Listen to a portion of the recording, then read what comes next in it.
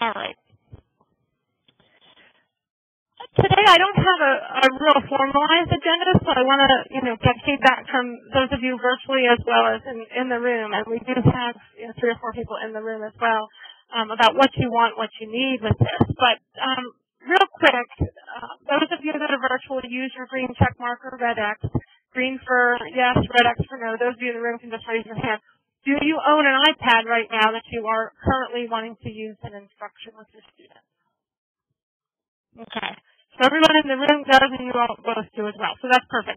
So you're already playing around with it. You already know some of the things that you're doing with it. But just for feedback's sake, how many people would like to be able to grade papers with this tool? Green check mark for yes, red X for no. About half and half, maybes. Okay. So one of the things I was going to demo first are some tools that you might want to use to do that. Every course that I teach, I collect all of the student work electronically. My students never hand me a piece of paper, ever. So now I no longer have to worry about going to the chiropractor, 3 times a month, carrying, our bags in and out of the building, because I just carry around the iPad. And those of you who don't know me, I have cerebral palsy, so believe me, that's a big deal. To not have to carry all these things around, because I'm lucky I can walk around and stay upright just for myself, let alone carrying a bunch of junk. So one of the things that I do is I use a tool called iAnnotate.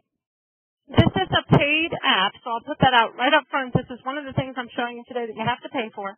But iAnnotate is $9.99, and it is the most powerful. Look at that, I'm showing you a plagiarism paper right off the bat, because that's the last thing I did last week.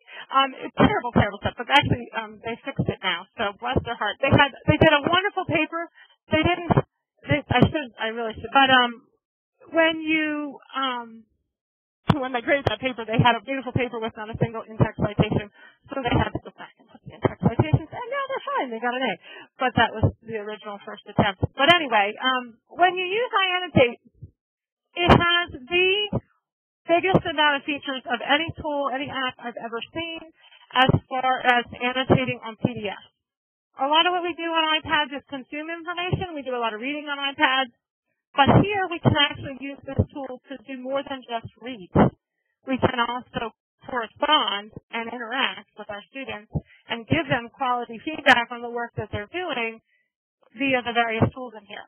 So one of the things that you can do, the document that I have broadcasting now is actually just a PDF of a booklet for where I went on vacation a week ago. So we'll use this as the example so I don't incriminate any students.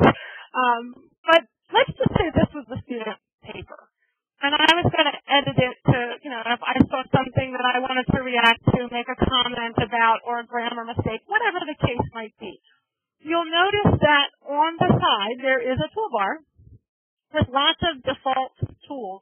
Nice part about iAnnotate is you can customize that toolbar to be whatever tools you use the most. So I have things on here that I use a lot. Most of these are what come with it as a default. I changed, very little about it just to be able to use the software. But a couple choices. I can put a comment on the page by clicking the first tool. Looks like a little speech bubble. It says tap on the page to create a note. Let's just say I wanted to put a note here. A little speech bubble pops up. I type something. Oh, look at me. I'm trying to type on a keyboard that's on my computer. They can see those speech bubbles then and look at your comments. So if you prefer typing, that's one way to type comments. If you're like me and you don't type very well, there's other options. What were we going to... iAnnotate is the little letter I, like everything, the little I, like in iPad and all that, and then annotate, A-N-N-O-T-A-T-E. And so if you don't like typing, you might want some other options. There's a pencil. The second tool is a pencil. You can pick what color the ink is. So I like red or green instead of black because I think it stands out a little bit more on the page. So I'll click that box up top. I'll pick a different color. So let's go with green. That might be a little bit too bright. I'll go with the darker green. And then you can literally write anywhere on the page. I'm and just use my finger, by the way, if you saw my hand in front of the webcam. You can buy a stylus. They're $15 if you prefer. I will tell you, though, when I first got the iPad, I absolutely wanted a stylus. I was not comfortable writing with my finger. It was annoying. I now don't ever use the stylus. It's in my backpack. So I paid actually $50 for a better stylus that's magnetic that one of the folks over in OTS and CIAT recommended, so I didn't lose it because it actually sticks to the smart cover, and now I never use it. So you may want to give yourself a little bit of time to get used to what the Apple folks call your magic finger and writing on the screen. Now, you might say, well, Linda, for goodness sakes, I'm not going to write that big right over top of a student's paper because I just basically splashed a 2-letter word over the whole page. So what's really nice is you can zoom by hitting the toolbars, and I can come in closer to where I want to underline something. Let's say it's a student much closer up, and then I just go back to the scroll so that I can keep going and reading the document. So you have free reign to do that. If I mess up, there's always an eraser. There's an undo and a redo button, which is typical in those apps. And I use multiple colors, too, within the same document to highlight different kinds of things. So, for example, I may say grammar is green and content is purple or whatever. And then I give the students a code of what my comments relate to so that facilitates their understanding of my feedback. But probably you also want to know there's a highlighter. So I'm going to hit done. There's a highlighter. So I have a yellow highlight. So you can highlight anywhere. And again, you can keep scrolling just by toggling back and forth between markup and scroll. When you mess up, like I often do, and you didn't realize that you were in a marking mode instead of a scroll mode, and I just drew a yellow line that I didn't want, just hit the undo button, hit the button, keep going. Undo is the arrows. The red arrow is undo. The green arrow is redo up on the toolbar. So like if I messed up, oops, shoot, I didn't want to write that.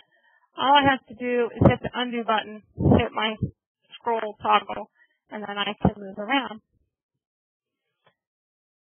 The other nice thing I like about iAnnotate, which is different than some of the other PDF annotation tools out there, is you can record audio. So there's a microphone tool. I really like this because after I read somebody's work, I just like to talk. Can you tell? I like to talk. So I just hit the recorder button, and then it says tap on the page to record a sound annotation. So let's say I want to put it there. And right now, it's recording everything that I'm saying because I'm hooked up, with the button. So when I'm done, I just hit stop, and then boom, I have a recording attached to my PDF. Correct. So when I'm looking for global comments at the end of grading an assignment, I often use that. Or if there's so many things that I need to help that student with, particularly for a preliminary assignment, I always use the record. I just think it has a personal touch. It allows them to listen. And the other thing I sometimes do is I also write on it, but then my audio recording at the end refers to what I annotated. So I might have highlighted things, I might have circled things, and I'll say, well, notice on page 3 here, I have this circle because I really want you to think about how you analyze that problem, and I want you to expand on that or whatever. So then I give them the verbal cue. So we talk about universal design for learning and multiple ways of having those students access the information.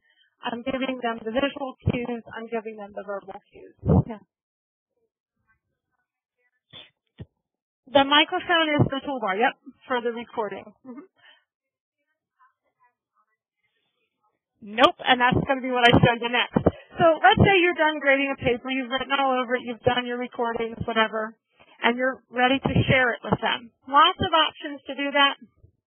When you click the tab for the document at the top of the iPad screen, they give you a choice to share, and you have lots of options. You have an option to email it to the student. You have an option to just give them notes, if you have done things like that, is a non-flattened PDF. That's useful if you want them to be able to change the annotations or edits that you've made. So if they did have iAnnotate, or if they did have Adobe Acrobat, which is the full program that it's really expensive, most people don't have it, to actually change a PDF, they could get rid of the things you've written on the paper and make it go away. More often than not, though, we don't want them to do that because we want them to keep the annotations. So the middle one is the choice that I always use, the flattened. And when you click flattened, it basically permanently embeds anything you've done, whether it's an audio or a text or a handwritten note, whatever it is. It's now part of that document. The students cannot get rid of it, cannot change it, cannot do anything. So when I click that, it attaches the document to an email, and then you can send it to them. I haven't logged into this iPad on the campus for a while, so it may be yelling that it doesn't know my password since it's not popping up here.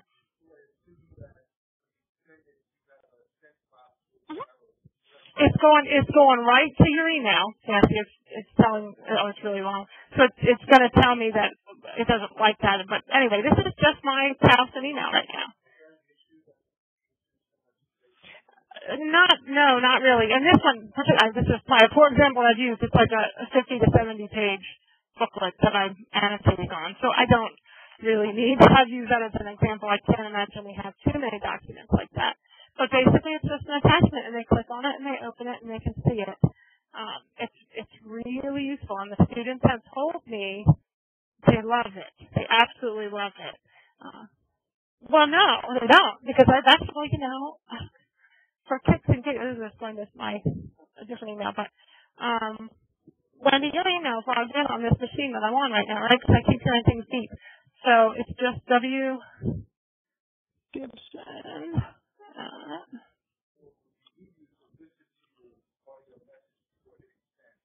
Perhaps, if you want to review it, there are comments.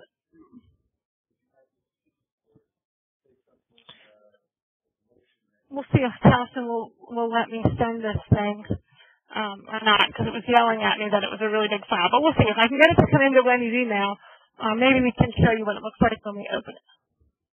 So we'll see if it, so far it's appearing to go. So we'll see if I hear it getting in. Oh, then you need to archive old stuff. Yeah, and that was going to be my next piece. You have other ways to get files in and out of iPads, and Dropbox is one of them. So let me just bounce out of here to go to Dropbox. And Dropbox does integrate with iAnnotate, so you can put stuff in and out in Dropbox. And you'll notice when you do share things in iAnnotate to your Dropbox and you've annotated them, they go into their own little folder called iAnnotate PDF. Let me see if I can find one that doesn't have student things on it.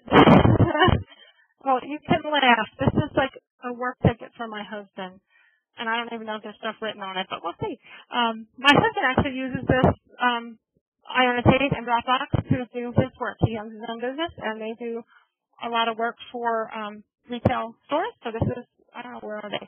What's this one? Newark, Delaware, for some store or another. Catalan, Rite Aid. So he's going to a Rite Aid for this one. But basically, when they finish annotating a ticket, this one's blank, so they haven't updated this one. But when they write all over the ticket, they get the manager's signature, they put it into the Dropbox, and then that's how he shares that content with the providers. And so you can do that with students too. So let's say I had uploaded it to iAnnotate, worked on it, put it back in Dropbox. Now I'm in Dropbox. Again, another free tool. This is totally free. Now you have choices in the upper corner. You can open it again in tools that you have, or you can use the paperclip linky picture, and you can email it from there. So you can do it from a lot of different places. The biggest thing is just make sure you're emailing the copy that you intend.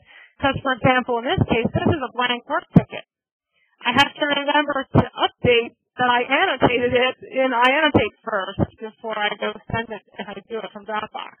So I tend to just email right from iAnnotate so that I don't mix that up. Because otherwise I might be sending students a blank page and then they wonder why I'm emailing them their paper again. So I tend to eliminate the middleman and just do the email right from iAnnotate.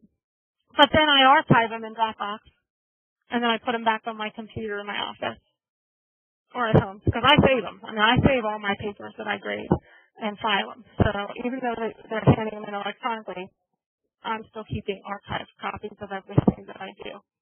So Dropbox is a nice tool if you're not using it. Get it. You almost need it to be able to use your iPad for more than consumption of information. iAnnotate is my preferred tool. But if you want something free, I'm going to show you one that's free, at least for now. And I'm going to look at Drag and Dictate, which is also another app that you might want that's free. Paperport Notes has a lot of the same features as iAnnotate, but it is free. I tend to use this tool for my own notes as I'm in faculty meetings, if I'm observing teachers, because that's, my area of expertise, or as I'm grading student presentations in a class, I open this up and I type. So you can see I have lots of notes. This happens to be a note from a meeting we had here in about ISCC 301, and I basically just type on the page. I click somewhere, and then you can type with the T and just type away, or use the size of the pen too, so you can write big or small. But just like in iAnnotate, there is a record, so you can record annotations as well. That I've shown students because maybe they're in a class, and if they have an iPad, they want to record the lecture as the teacher is teaching. There you go. And it remembers. So, for example, if I'm typing a page of notes while the professor is speaking, it remembers where the audio goes with the text. So as you're scrolling through the document, the audio matches up, which is really cool. So it's kind of nice when you're in environments where you might not be able to keep up with your written notes, but you want to record. And then you still, you can handwrite things and so on in here as well. And then you have options, as always, to share. Because it's not for at the top. So yeah, it's just that the projector's cutting it off on you. But it looks the same as iAnnotate. Basically, it's just showing up at the top. You can't customize the toolbars, so you have to dig for the tools you might want. And there's not as many options for tools. So, for example, in iAnnotate, I know that I want to always make any typed comments in red, for example. I can tell it when I hit that tool to type in red at 10 point or 12-point font. Paperport Notes, you have to adjust that pen or adjust the font size every time, if it's not the default. I mean, there is a default setting. And, for example, this type, it looks great when you're typing it on an iPad, but it's huge when you PDF it and send it off to people. So literally a page of notes for a presentation by students, it takes me 2 or 3 pages just to write them feedback. And so then it's a 3-page PDF document that they have to print out or whatever, and that's kind of silly. So you have to make the font smaller so that it doesn't become as large of a file when they're sharing it electronically or printing it out. But on screen, it looks great. But I have to mess with the settings, and honestly, I forget every time. I always forget to change the font size to smaller. So then I email these documents, and people are like, gosh, really? Is it 10 pages worth of notes for a half-an-hour meeting? Well, not really, but it's just the font was huge. So, so that there's less customizable features in it, but it's free. It's free, So that's always good. So if you don't want to pay $10, you can use it. then when you are ready to share, this one you share a little bit differently. Now, the folks aren't seeing it in the room except for the link. And again, you can share it via anything. If you guys in the room aren't seeing it except for in the small box, but you can share it in email, you can share it to Google Docs, you can share it to Dropbox, or you can open it in other documents, and you can print it too. So this one has a lot of nice sharing features depending on what you prefer to use. iAnnotate's not going anywhere. If you talk to anybody, they will tell you that is the app for PDF. And the other one I'll say is Goodreader. That's like, I think, $5. But Goodreader doesn't have all the annotation features. That's pretty much just a consume PDF app. So those are the two top if you talk to the Apple heads, Mac heads. Okay? I'm going to switch gears on you a little bit. There's another tool that I want to tell you about that you might like as an instructor at a college level that might help you keep track of information, and that's called Teacher Pal. Last time I checked, it is free. Teacher Pal. It is originally intended to have been for classroom teachers K-12, but I would argue that it's just as good for college faculty. So what this does, it lets you take attendance. It lets you take pictures of your students and actually maybe remember their names. And it lets you put a seating chart together of a simplistic nature so that you can see, who's where and who's present. So right now I don't have any inks. I actually cleaned them out for summer and I haven't added any. And then you start it. When you go into the class, you basically add students. And when you go in, my class is empty right now because I don't have any. But up at the top, there's a nice little plus, and it says add a new student, add from context, or face detection. And if you do face detection, I can take a picture of anybody. I'm not going to do that because I'm afraid I'm going to mess up my webcam setup, but I could literally take a picture of you all here sitting in the room, and it will notice your faces, and then you just write your name next to your face, and then it makes me a seating chart that I can move around. I can click on the people's faces to say if they're present or not each class. I can collect notes on the students, like when they're absent, what was their excuse, or whatever I want to keep track of, or, person in front row is sleeping. I had that happen last semester. So you can keep track of information you might want to use with your students later on down the road. And it's nice because then what I do is I take their pictures the first week of class, and then I sit there at night and I scroll through them, and I study their names, and I study their faces. Well, no, it will be individual once you do the face detection and they type their name in. So then you don't have to. I don't do the work. I make them do it. I take a picture of small groups of people sitting at a table, and then I pass the iPad around, and they pick their name or their face out of the picture, and they put their name next to it, and then it's done for me in the first week of class. So then I have a way to take attendance. I have a way to, if you wanted to, you can put grades in this too. You can, although when I tried it last, it wasn't real pretty coming out of PeopleSoft. It didn't. I liked it better just doing the face detection. It was quicker. And frankly, it took the role of getting it done out of my hands and put it into the students, because literally they even took the pictures. They took a picture of their table, and then we passed it around while we were doing kind of get to know you, introduce yourself stuff in the first couple classes. So that's a free tool that you can use. Again, it was originally designed for K-12, but I do think it works for higher ed as well to get to know your students, to keep notes on them, to potentially do grades. But Blackboard does grades for us too, so I don't use that feature here. But you might want to check that out. I should probably show you Dragon. So let me go back into that folder. Dragon is done by the same company that does Paperport Notes. And Dragon Dictate. Oh, no, this is free. Dragon is free.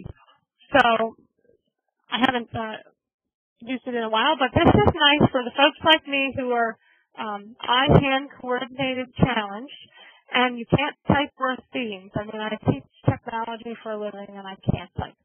So all I have to do is hit that button, tap to dictate, and now it is recording everything I say, period, new line. I'm going to give feedback to my students this way, period, new line. And I stop.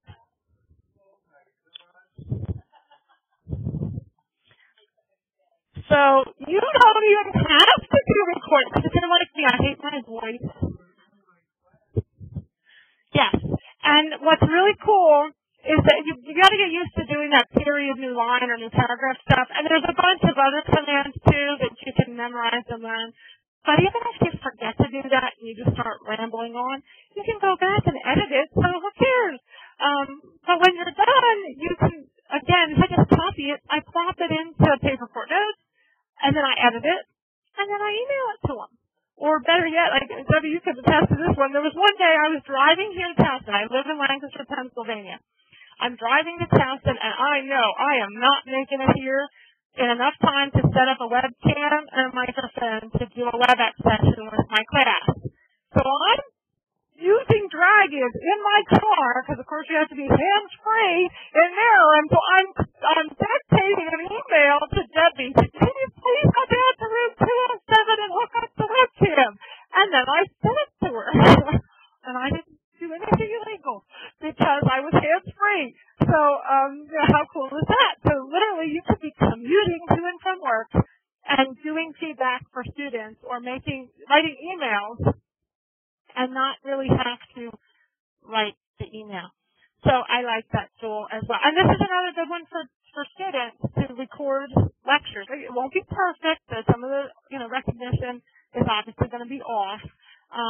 But it's pretty good. And then they have written notes from what you said during the lecture. What else do you want to know? I think, did I cover everything I said I was going to cover? Because I know we're, timeless. FaceTime is a program that you can use kind of like Skype. So you can be having a phone conversation with a person and see them. And they can see you.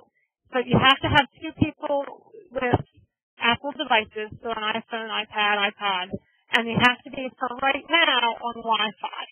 It does not work on 3 or 4G, although coming in fall, when they upgrade, apparently they say that it's going to work on the 4G. Check it out for sure when they do, because, again, my husband travels a lot, and there's a lot of nights where we're calling Daddy. I have a 6-year-old, and he says, Daddy, do you have Wi-Fi? I mean, that's the first thing out of his mouth. Daddy, do you have Wi-Fi? Because if he does, he wants to FaceTime on the iPhone. So, but that would be what that is. The Dragon is really just a way to record your voice and turn it into text.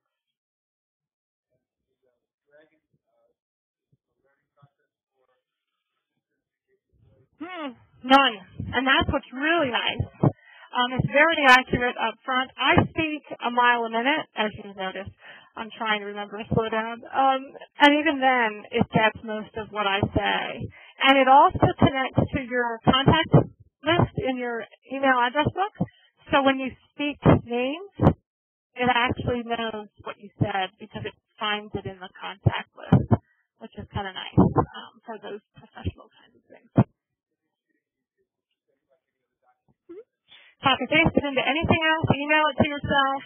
I often will write, say, direction sheets for a project while I'm driving home. Not right, Dragon dictates them. And then I email them to myself, and then I copy paste it into Word, and I clean it up, bold things, put returns where I need them, correct any misspellings, but then I didn't have to type it. I agree, because I can't type worth beans. And this is one of those examples where this technology, Dragon, was originally designed for folks like me with more severe issues that can't use the hands. voice. That was their way to communicate in text, in typing. And now it's become mainstream, and every one of us uses this assistive technology to do our work. And Saver don't start using these kind of tools when they're really young. Oh, yes.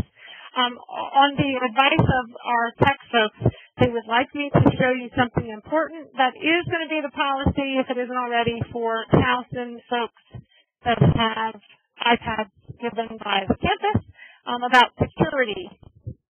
So when you get your iPad and you mess with some of the settings, there is a setting in here that is a security piece that allows you to secure your iPad so that if it gets stolen or lost, somebody else can't come in and take it and get access to your information. And just to be abundantly clear, everybody thinks that you're not going to have your iPad stolen.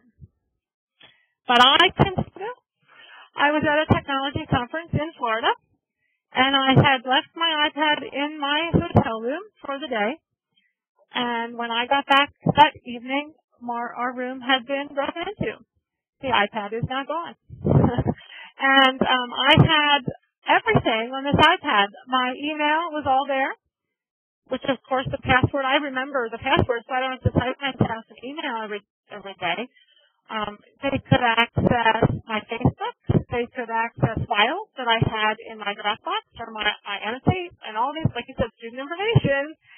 We would be in a whole world of trouble if that information got out to somebody who wasn't supposed to have it.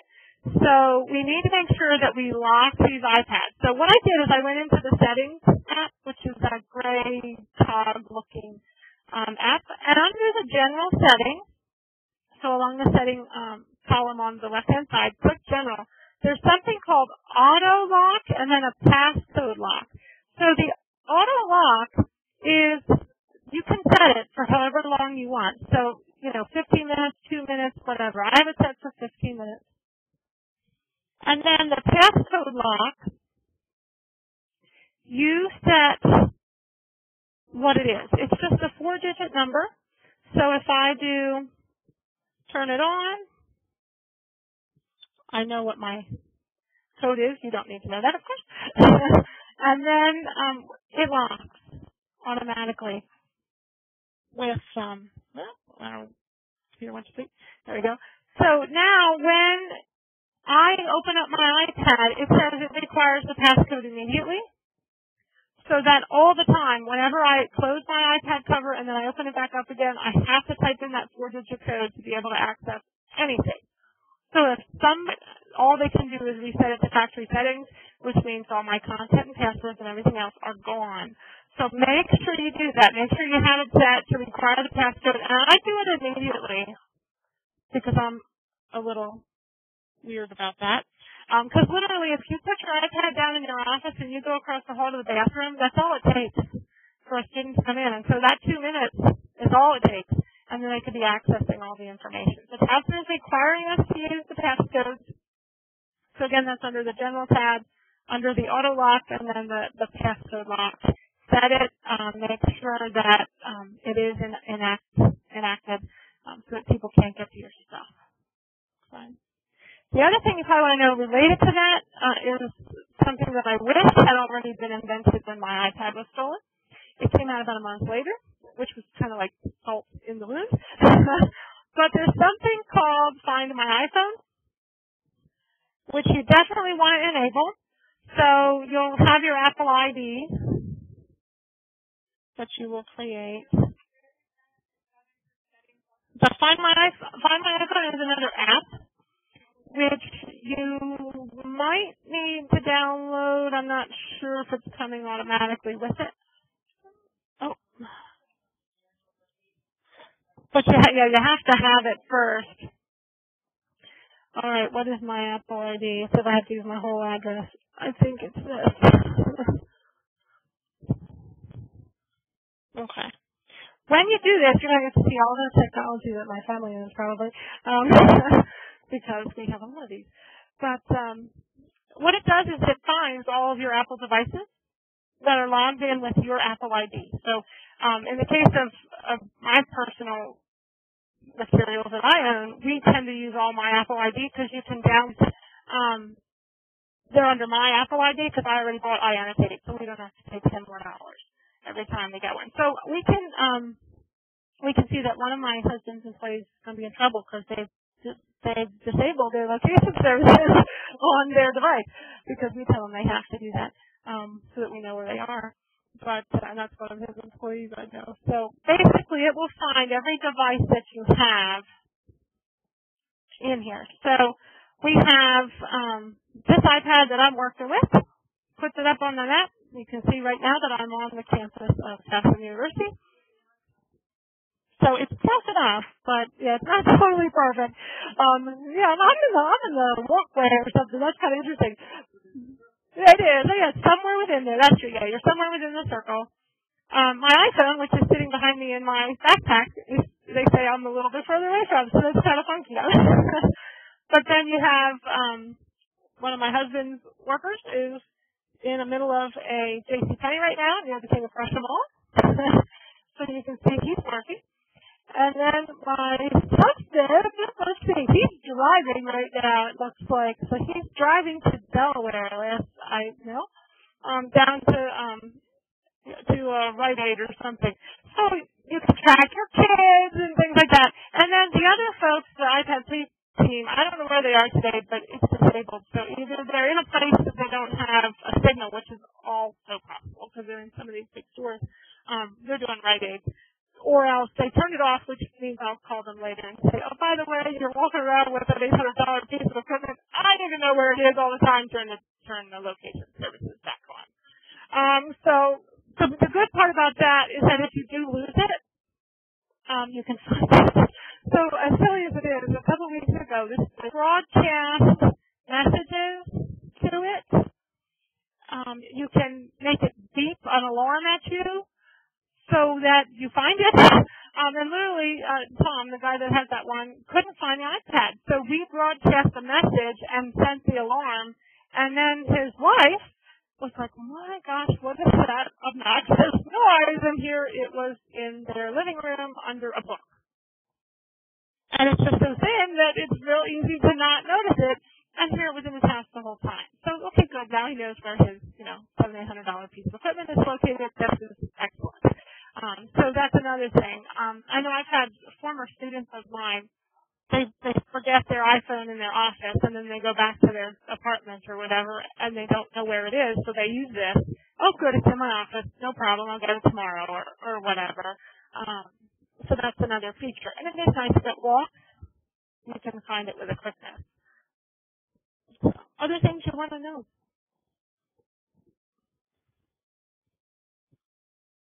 Other things you want to be able to do with it, or wish you could do.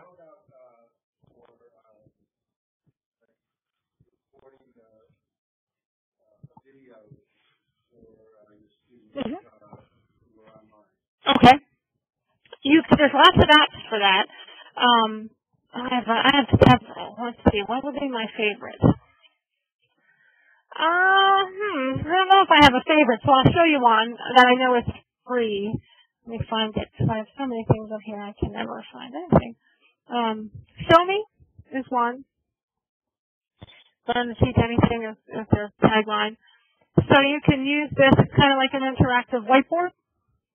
So, let me see if I remember how my default kind of thing that I like. So let's see if that's it. Doesn't like me. It says email though, so wait, let me put the whole email in. Come on.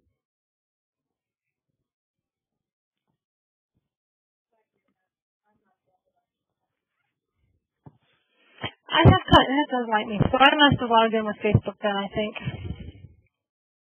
See if it's going to let me. Oh, now it's going, okay.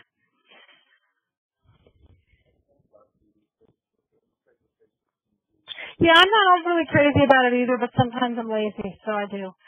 But I also have my account pretty locked down as well. See if this is going to cooperate or not. All right. Okay. So,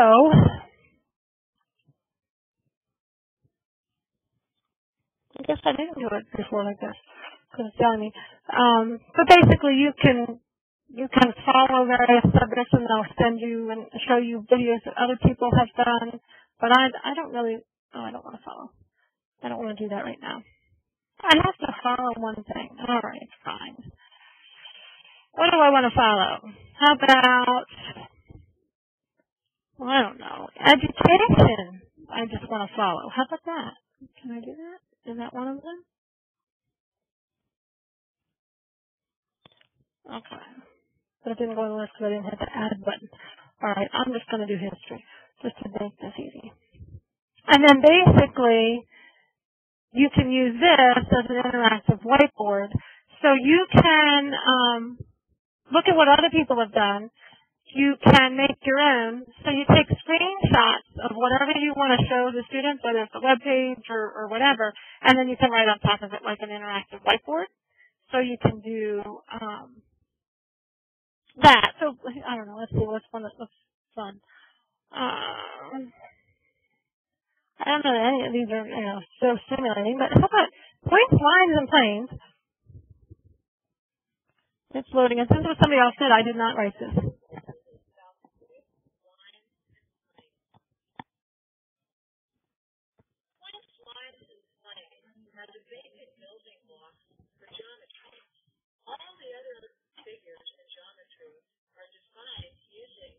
So you can see you can record your voice, you can write on the screen, you can, again, annotate over top of pictures so that you can make videos for your students.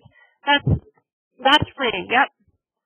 The other thing you might want to know about is iMovie, which is, I think, $5. The iMovie for the iPad is a little bit pared down compared to iMovie that you'd have on your Mac if you are a Mac user. But you can make movies from any media that you have then using it. So let me find it. I don't know if I have any movies in progress right now. We'll see what I got. Okay, so yeah, I don't have anything in here right now. But basically, when you start a movie, you just do a new project, and then you add media to this. Like, oh, where was that? Oh, these are my neighbors and my son messing around. So there's some video. So you could take video with your camera that's on the iPad 2 or 3, and then you could insert it here, and then you could talk, again, over it, or you could insert title screens with text that explain what they're seeing in the video. You can save PowerPoint to save them as a picture so that they can be imported in here and then make the movie. Then you export it out of here, put it on YouTube or iTunes U, and then students can access it easily. One little piece of advice is that when you do use iMovie, keep all the video files and picture files that are in the movie on the iPad until you're done with the movie. I learned this the hard way. If you delete the pictures because you sync it up to your computer or whatever, it can't find them anymore. And then it won't tell you it's there anymore. So until you finish the movie and publish it, make sure that you keep any media on the iPad that you're going to use in the movie. Yep. Yep. So you can stay in touch if you need anything else. Because I didn't feel like paying $5. So I tend to just use some of the other tools out there. Like I right now I have SlideRocket downloaded on my iPad.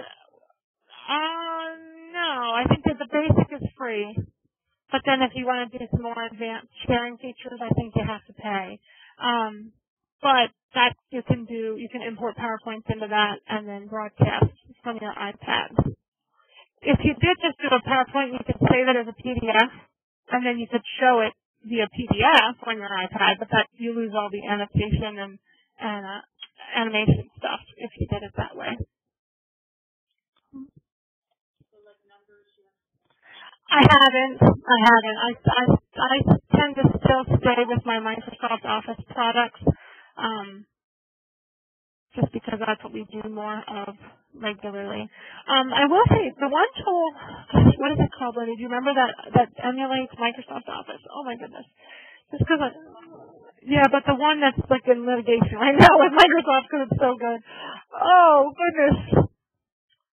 I'm gonna draw a blank. I'm trying to be no.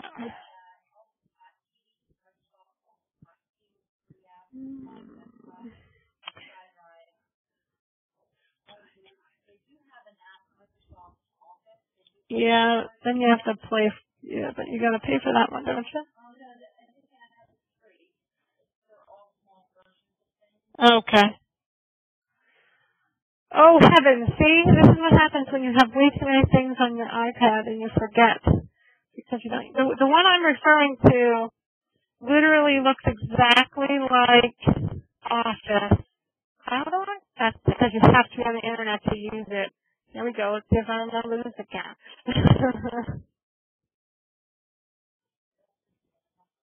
I do believe they are in litigation with Microsoft right now because it's so awesome that Microsoft paid attention to that.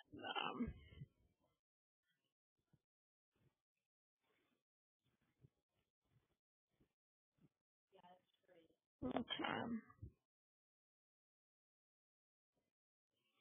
I haven't been in here for a while. I really don't need to have this little intro.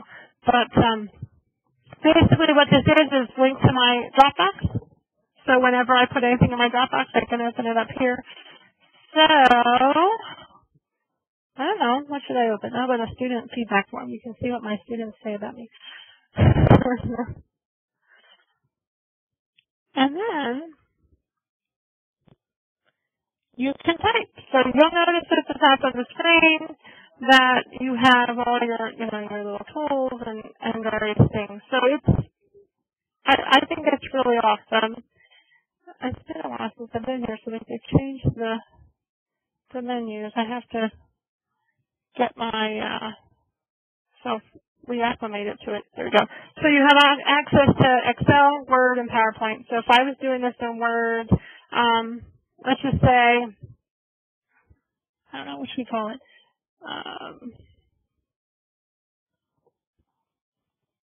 I can start a document. And then, just a behave. Sure looks an awful lot like Microsoft Word, doesn't it? So literally, I can just type and, yeah. Yepper. So you see what I mean. And then you just upload it to your Dropbox and PowerPoint's on the internet. So for now, it's available. I'm not going to be able to say just how long that will be available, though. Cloud On. CLOUDON. Okay.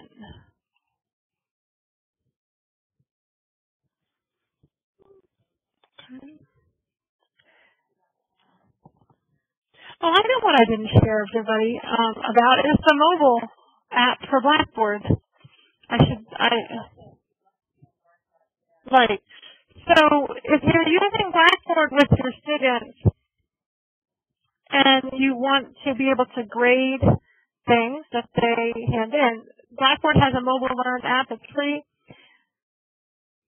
But there's limitations to what you can do on the iPad. But I've worked around a couple of the kinks. So when you log in, you have to put in your school.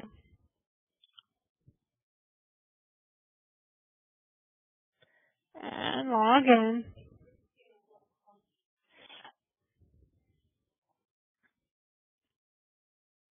If all you want to do is read blogs or discussion boards and things like that, the app is great because it's more text visually friendly in this environment.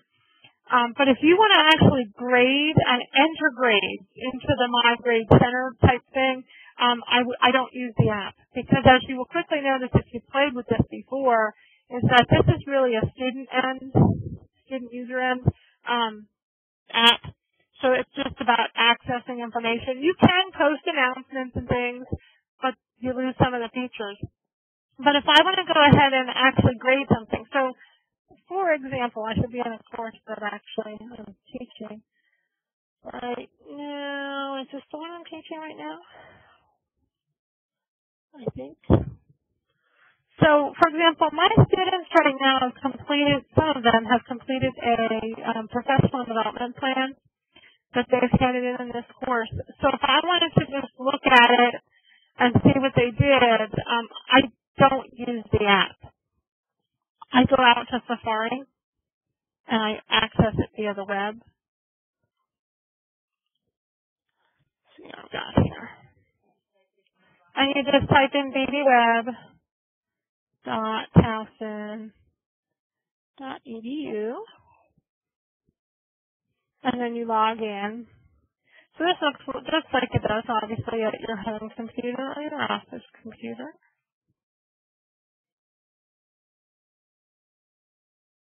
Hey, nobody be paying attention to my password now. They're watching me type it, okay? And then you go into the course on the web. So if you go into Grade Center, full Grade Center is awful. Don't try to use full Grade Center in an iPad because you won't see all of the columns and you can't scroll. So it's pretty worthless. But if you use the needs grading part, that works fairly well. So as long as you're setting up real assignments, so there are assignment links, and students are submitting their assignments via Blackboard assignments, you can grade on here. So you can see I've got several students that have handed in their final project. And so if I click the little arrows next to the assignment, I can grade all users.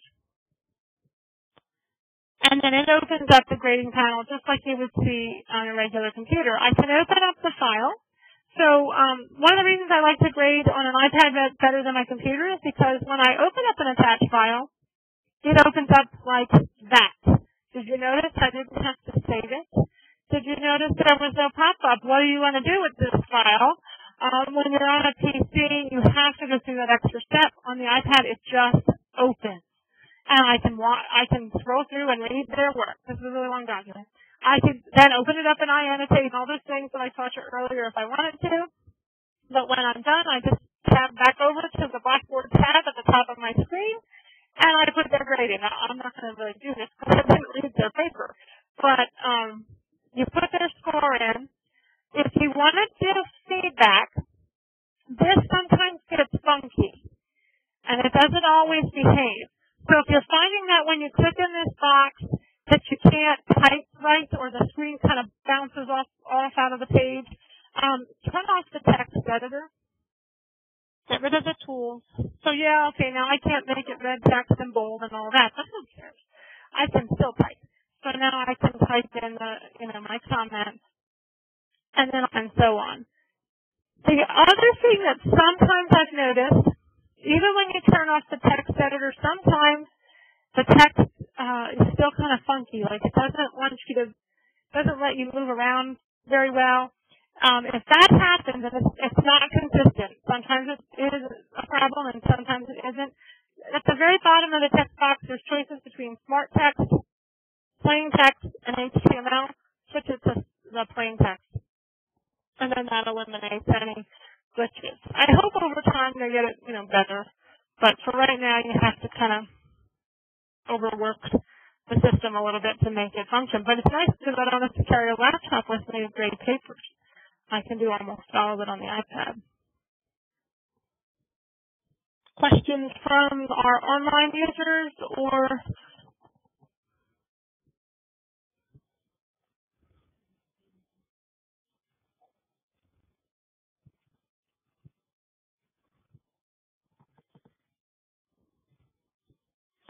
So I'll just log off that.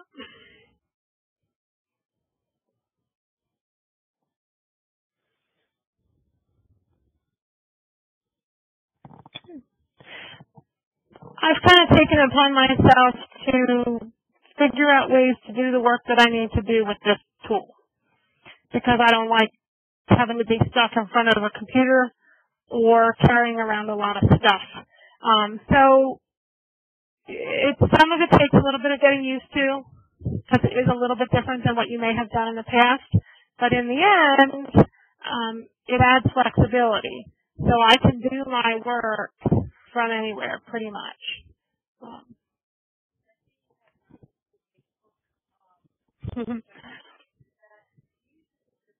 I don't.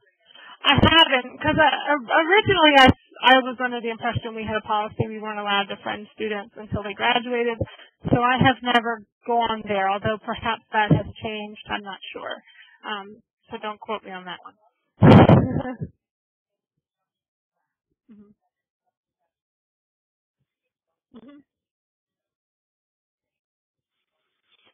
My students have done it on their own. But like I said, originally when I came here several years ago, I was under the impression we weren't allowed to. So if that policy has changed, I missed that somewhere. So I just haven't gone there. But my students do it all the time on the fly. They have learning teams that I have in Blackboard, but then they say right on their homepage of their learning team page that their main way of contacting each other would be a Facebook group. And I'm fine with that. They post the work here, in Blackboard for me, so I don't care how they interact behind the scenes.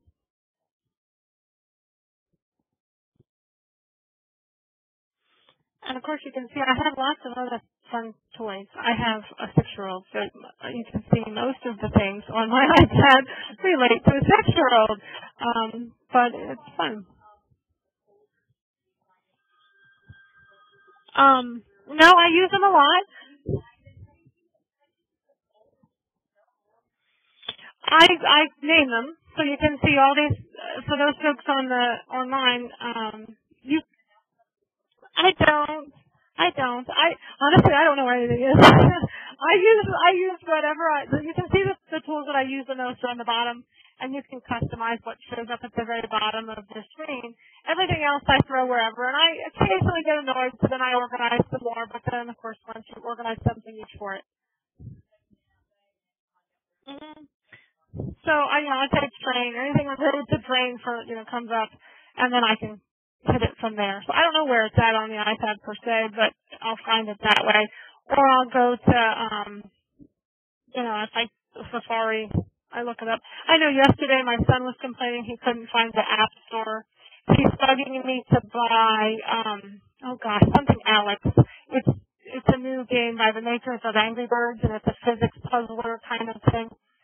And I can't think, Alex Adventure Alex, something like that. And he keeps bugging me to buy it. And I tell him no, because he has other games he's still mastering, so we don't need to do that. But he wanted the App Store yesterday, and he couldn't find it. And I said, well, just click the home button and go to search, and type it in. So, and of course he's 6, so he types the A. And he's like, well, now what? I said, well, what else do you hear? He's like, a P? I'm like, okay, type the P. Oh, there it is. Click, and then there he was. With 2 letters, he found it. Even a 6-year-old. I can't really read all that well yet. Can find the apps on the iPad. Anything else you want to know?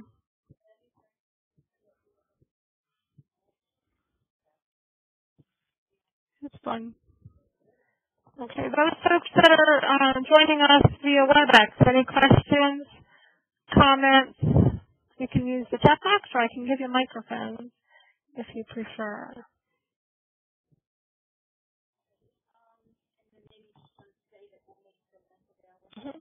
The link for this video will be made available probably within the next 24 to 48 hours to you once we get it converted. So make sure that you can look at this later if you so choose.